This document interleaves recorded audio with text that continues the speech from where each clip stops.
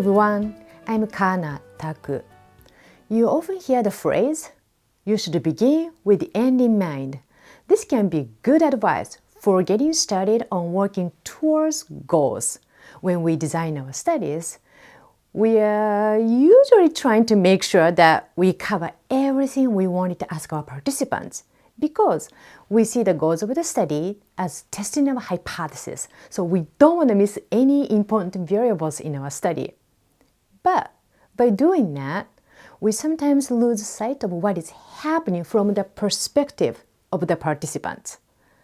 Since returning from my trip to Montana, I've had the most interesting phrase still stuck in mind from one of the directors from the Border Crest Foundation.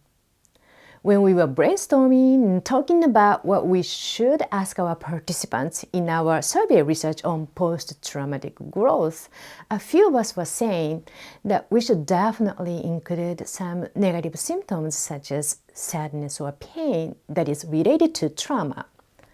Then he said, "Yeah, but I don't see sadness as a negative anymore." This got me thinking. What if we are so busy assessing the intensity of emotions or symptoms of the participants that we are overlooking the meanings of these feelings and symptoms for each person? A researcher's goals and values will determine what we choose our outcome variables for our studies.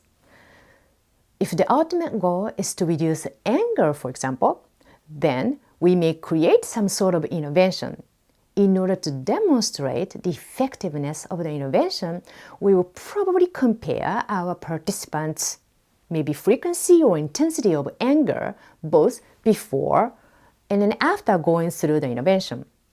If anger is decreased, then that should make all the parties happy as it appears that the intervention is effective. This seems straightforward, but that would only be true if our goal is just to reduce anger, assuming that anger is always negative. Some people may say that it depends, because anger could have positive aspects such as passion. As we know, some types of anger can be a springboard to activism for a greater good. And this is why it is so important to consider the message that our survey is conveying in the types of questions that it does and does not ask. When I ask on my surveys, when you think about trauma, to what degree do you feel sad, angry, depressed, or guilty? Do you sleep well? Do you have a good support system? Then my participants can get the sense of what I'm trying to get at. I want to be able to get at the meaning of their emotions and experiences instead of just the intensity to which they feel it. If I don't ask participants how they feel about what they are feeling, like metacognitive experiences, I may be missing vital information about their perspectives.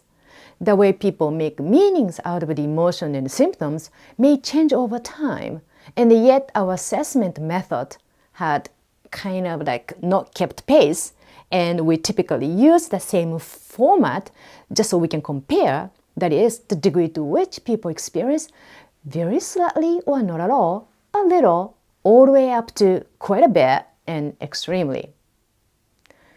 In order to address this, we came up with the idea.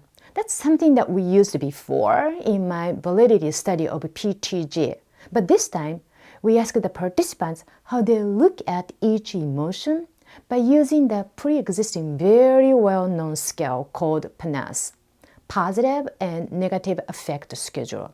The PANAS includes 20 emotions that have been pre-identified as positive or negative. Some positive examples include like enthusiastic, interested, determined, excited, while the negative category includes scared, afraid, upset, and distressed.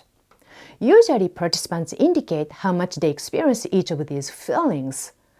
In our new format, the participants can also indicate if they consider these emotions to be extremely negative, a little negative, neutral, and all the way up to extremely positive for themselves. Before I went to Montana, I wanted to come up with a better way to assess the effectiveness of the programs. My temporary answer for now is to ask the participants the meanings of their experiences like this, in conjunction with the degree of intensity. Although we only started collecting data, we've already noticed that there are some interesting individual differences in the meanings for each emotion. Some say irritable is an extremely negative emotion, but others say it's neutral. Some say determined is a little positive, and then others say neutral. These pieces of information would not have been caught if we just assumed that these emotions are either positive or negative. So I'm very excited about this study. And one day, I want participants to have the freedom to define their experiences for themselves instead of just being asked to follow the researchers' operational definitions. Well, thank you for watching, and I hope you all will have a happy new year. I'll see you in 2022.